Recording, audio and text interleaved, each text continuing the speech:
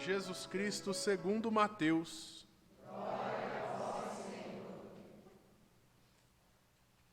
Naquele tempo, vendo Jesus as multidões, subiu ao monte e sentou-se. Os discípulos aproximaram-se e Jesus começou a ensiná-los. Bem-aventurados os pobres em espírito, porque deles é o reino dos céus. Bem-aventurados os aflitos, porque serão consolados. Bem-aventurados os mansos, porque possuirão a terra. Bem-aventurados os que têm fome e sede de justiça, porque serão saciados. Bem-aventurados os misericordiosos, porque alcançarão misericórdia. Bem-aventurados os puros de coração, porque verão a Deus. Bem-aventurados os que promovem a paz, porque serão chamados filhos de Deus. Bem-aventurados os que são perseguidos por causa da justiça, porque deles é o reino dos céus.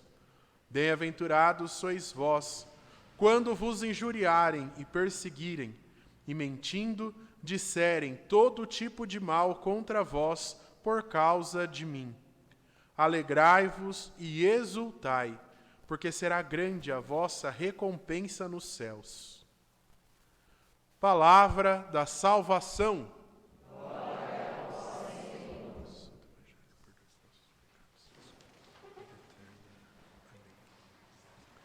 Caríssimos irmãos, nesta solenidade que éramos para ter celebrado no dia 1º de novembro, e sabemos que aqui no Brasil, por não ser feriado o 1º de novembro, porque senão ia ter um monte, né? 1º de novembro, 2 de novembro, 15 de novembro, 20 de novembro, ia ser o novembro de feriado. Então, não.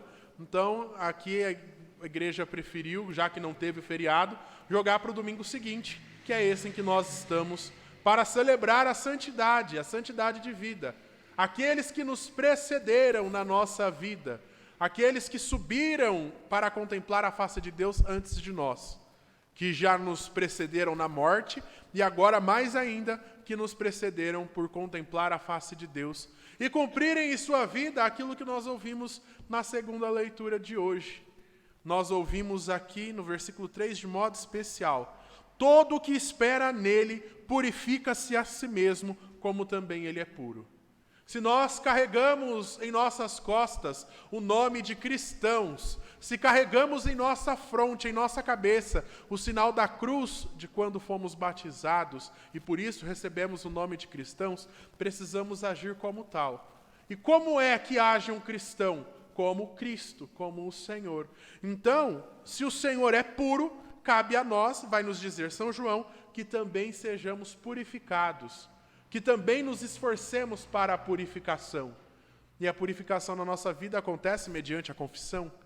Acontece mediante um autoconhecimento, saber de que barro somos feitos, saber qual é a nossa humanidade, qual é a nossa materialidade. Somos humanos, e isso a gente tem que ter essa certeza. Porque senão nós almejamos uma santidade que é somente um protótipo, só é um produto de mercado que está na prateleira. E aí a gente acha, vou ser santo agora. Vai lá, pega o produto, pronto, agora eu sou santo. Acabou o produto, agora eu sigo minha vida. Não, a gente precisa reconhecer quais são os nossos erros, quais são os nossos pecados, quais são os nossos vícios, e poder dizer, pronto, esse sou eu. Agora, Senhor, trabalhe neste eu que eu sou. Se eu sou impulsivo, se eu sou grosseiro, se eu sou reclamão, se eu sou uma pessoa, falo para baixo, mas como que é o jeito certo? Pessimista. Se eu sou uma pessoa dada aos jogos, se eu sou uma pessoa briguenta, tá, Senhor, esse sou eu. Agora eu preciso da Tua graça agindo neste meu eu para que eu seja santo, para que eu conquiste a santidade. Eu preciso ser purificado, porque eu sei que o Senhor é puro. Então, celebrar todos os santos é justamente celebrar esta purificação que nós precisamos passar e que nossos irmãos já passaram.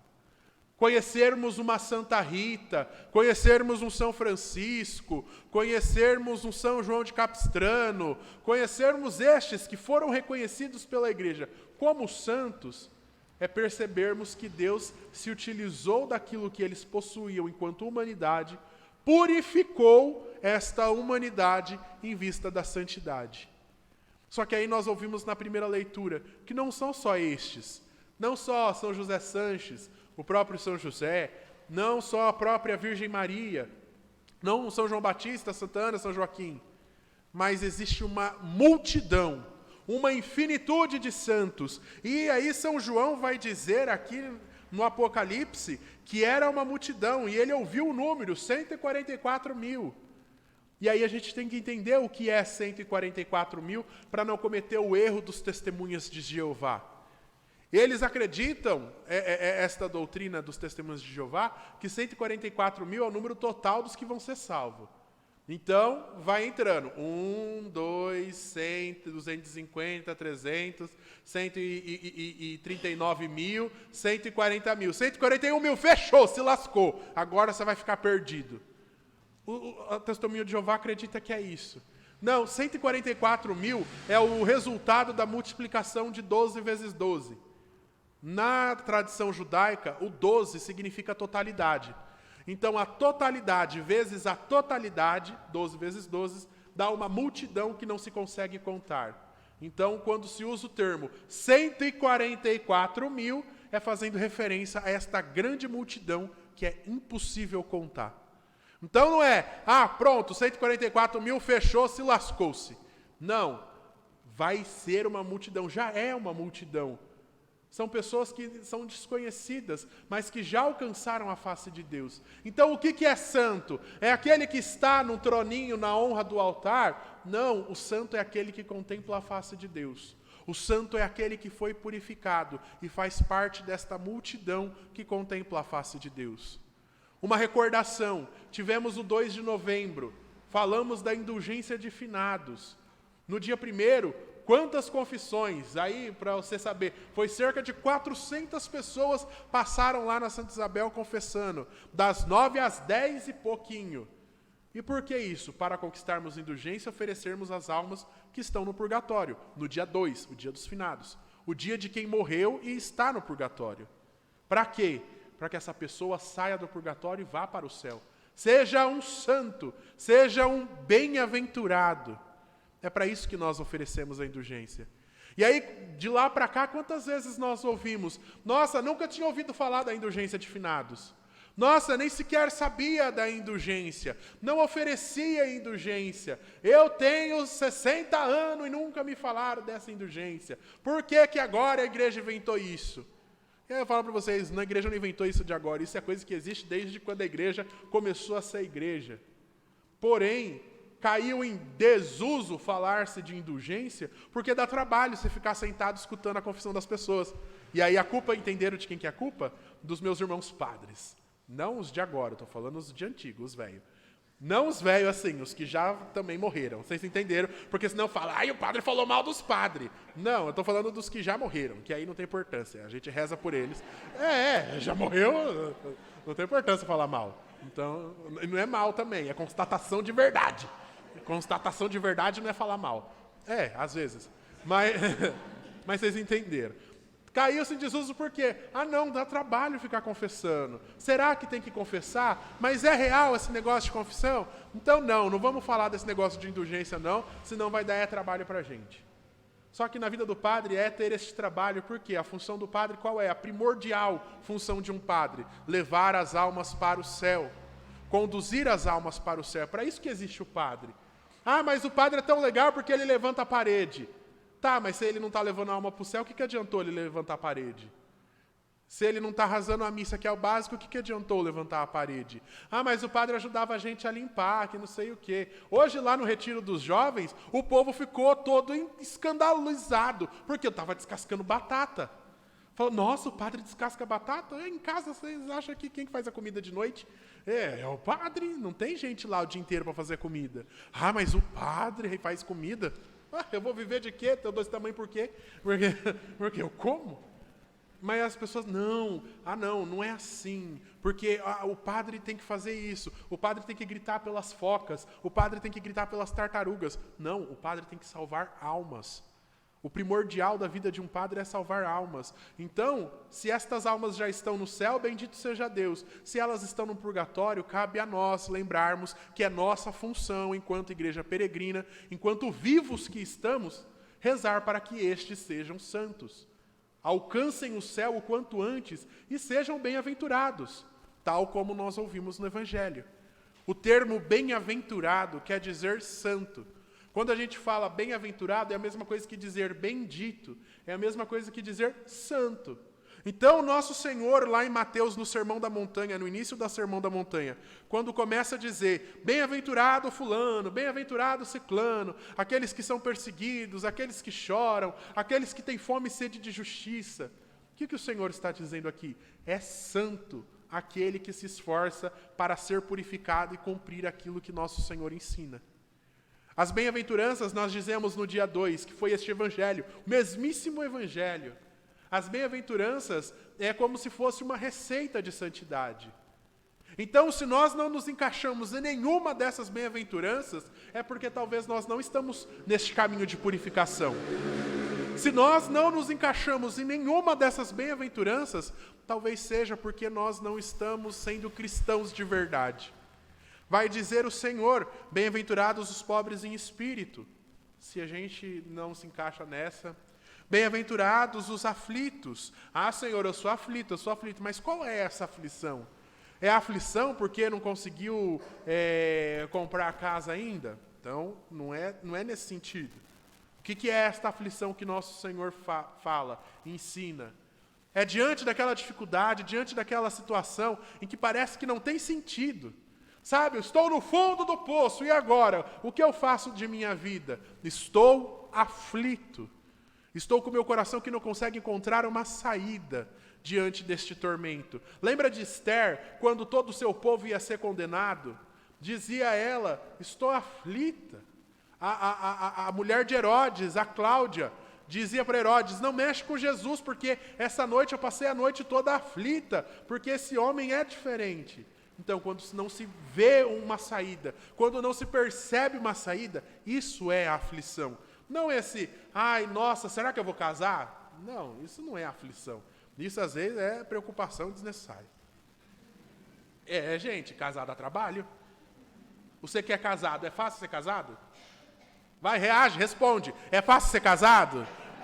Pronto, não é fácil ser casado. Tem que acordar todo dia e dizer, bom dia, meu amor. Não diz bom dia, meu amor, todo dia. Diz meu amor na frente do padre quando está comendo lá na sua casa. Ai, amor, pega tal coisa para mim. Só, mas o padre foi embora. Eu sei como que é. Meu pai e minha mãe é casado. Cris, é verdade, Cris. Bem-aventurados os mansos, porque possuirão a terra. Manso, o que é essa mansidão? É ser um cordeirinho, uma ovelhinha de presépio que balança a cabeça para tudo? Não. A mansidão é quando estão levantando todo e qualquer tipo de falso testemunho, por exemplo. Tem uma específica para isso. Mas quando te acusam, quando te agridem, quando são grosseiros conosco e a gente tem a capacidade de viver em paz. Lembra da CPI da Covid? Ano passado, que teve a CPI da Covid? E aí lembra da Nise Yamaguchi, aquela doutora japonesa? Eu acho que é por isso que ela era tão paciente, que ela era japonesa. Mas lembra que os deputados caíram matando, os senadores, sei lá quem que era, caíram matando, gritando, xingando a mulher, e ela, não é bem assim que funciona, e não sei o quê. O padre José Augusto falou assim, eu rezo para Deus me dar a mansidão daquela mulher. Todo mundo gritando, xingando, acusando, e ela na santa paz. Isso é ser manso. Não balançar a cabeça para tudo e sim, aham. Não, isso não é mansidão. Isso às vezes é ser bobo. E não é isso que é ser santo. Ser santo não é ser bobo. Ser santo é ter paciência e acolher tudo aquilo que acontece, na tranquilidade e na paz, porque sabe que a verdade prevalece sempre. Isso é a mansidão. Vamos lá, continuando. Bem-aventurados que têm fome e sede de justiça. Não sede de fome de feijoada, mas de justiça. O que é a justiça pregada por nosso Senhor? Tem fome de santidade. A justiça aqui é justamente santidade. A teologia da libertação que se instaurou dentro da igreja vai falar da justiça social, que é elevar a dignidade humana. Só que aí faz e nunca eleva a dignidade humana. Não é isso que é a justiça. A justiça é querer que todos estejam na eternidade, todos estejam na glória, todos estejam no céu. Porque muitas vezes fala assim, vamos fazer justiça, aí entrega a cesta básica para um monte de gente, só que não fala um pingo de Deus para esse monte de gente. Então o que adiantou? Mas matou a fome dele, mas e a fome da alma dele? Foi matada de que jeito? Não, foi morta de que jeito? Então, esta fome e sede de justiça, mais do que dar alimento, é também conceder a graça espiritual. É esta fome e sede de justiça que o Senhor diz aqui. Bem-aventurados os misericordiosos, bem-aventurados aqueles que se compadecem. Deus é o sumo misericordioso, é o Pai das misericórdias, como diz o Santuário da Canção Nova. Misericórdia é aquela dor que sai do fundo, que sai da alma, que sai, por exemplo, das tripas, está lá no profundo, e é aquela dor que faz amar o outro, isso é misericórdia. Mas quantas vezes nós olhamos para o lado e a gente, desculpa o termo, quer que o outro se lasque mesmo, para ver se aprende. Isso não é misericórdia, não é isso que Deus espera de nós. Bem-aventurados os puros de coração. E está aí um negócio que nós não temos hoje em dia, que é a bendita da pureza.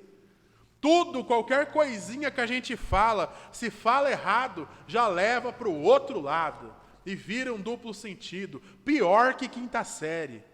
Lembra as piadinhas de quinta série? Não podia falar nada. Eu vou contar uma aqui, talvez você lembra, talvez não. Sempre chegava lá, setembro choves? E aí você falava, gente, o que é setembro choves? Aí você achava que era alguma coisa besteirenta. Não, não chove. Aí você entendia, se era setembro, chove. Aí falava, não, brincadeiras idiotas de duplo sentido da quinta série. Só que nós crescemos, terminamos a quinta, a sexta, o ensino médio, talvez terminamos faculdade ou não estudamos, fomos trabalhar, só que a nossa mentalidade, que não é uma mentalidade de um coração puro, viveu numa eterna quinta série. E aí não pode dizer nada que já vira uma malícia. Não pode dizer nada que aí já fica, que lá falou isso. Mas, a pureza de coração é algo requisitado por Deus para sermos santos, para sermos bem-aventurados.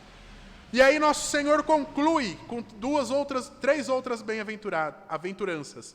Os que são perseguidos por causa da justiça e aqueles que são injuriados e perseguidos por causa de Jesus. Você, na sua vida, você, na sua caminhada até hoje, já foi perseguido por causa da sua opinião? Já foi perseguido por causa do seu posicionamento? E aí não estou dizendo de questão política, estou falando de questão de igreja, religiosa. Eu estou indo na missa. Mas você vai na missa para quê? Vai fazer o quê na missa? Mas você é louco? Lá vem o beato falar. Lá vem o santinho querer dar lição de moral, querer corrigir a gente. Mas você não vai beber? Por que você não vai beber? Porque daqui a pouco eu vou para a missa. Para de ser besta. Isso é injúria, isso é perseguição. Se você também nunca passou por isso, reveja a sua prática cristã, porque talvez não está sendo cristão. Se nós não vivemos esta perseguição, se nós não vivemos essa injúria, talvez não estamos sendo cristãos.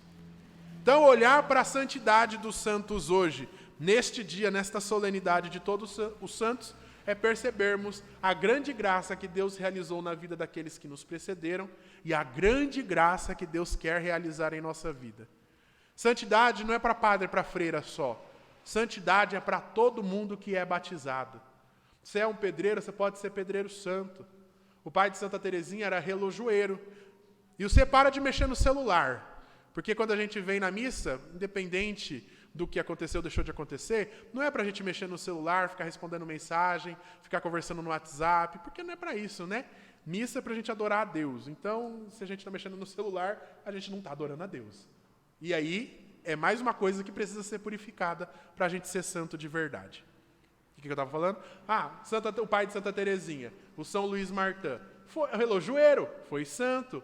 A mãe de Santa Teresinha fazia crochê e foi santa. Era uma dona de casa que depois teve um pequeno comércio e fazia crochê, renda ali de crochê, e foi santa. Quantos outros santos do cotidiano? Tem uma mulher, ela é uma beata ainda, Beata Guadalupe, Ortiz, se não me falha a memória, ela era uma professora de química e está na zona, na busca dos altares. O beato Carlo Acutis, que foi beatificado no ano passado, está no processo de canonização. O que é que ele fez demais? Nada, ele era um menino de 14 anos que viveu a vida querendo abraçar a verdade do Evangelho, conheceu os milagres eucarísticos, teve uma leucemia, morreu, mas ofereceu a sua dor pelo ministério do Papa. As pessoas sabiam disso, começaram a buscar as informações. Está aí um menino que não era padre, não tinha pretensão de ser padre, mas queria somente fazer a vontade de Deus. Queria somente ser purificado para fazer a vontade de Deus. Então, independente do que você faz, se você corre atrás do caminhão de lixo, se você é professora, se é costureira, se você é metalúrgico, torneiro, não interessa. O Senhor nos quer ver santos. O Senhor nos quer ver purificados. O Senhor nos quer ver alcançar a santidade. O Senhor nos quer ver alcançar o céu. É isso que Deus espera de nós. Ele não espera de nós que sejamos versados nas palavras, que façamos pregação para multidões. O Senhor espera que nós sejamos santos, e somente isso. Só isso que Ele espera de mim, só isso que Ele espera de você. Que no nosso dia a dia alcancemos essa purificação em vista da santidade. Louvado seja nosso Senhor Jesus Cristo.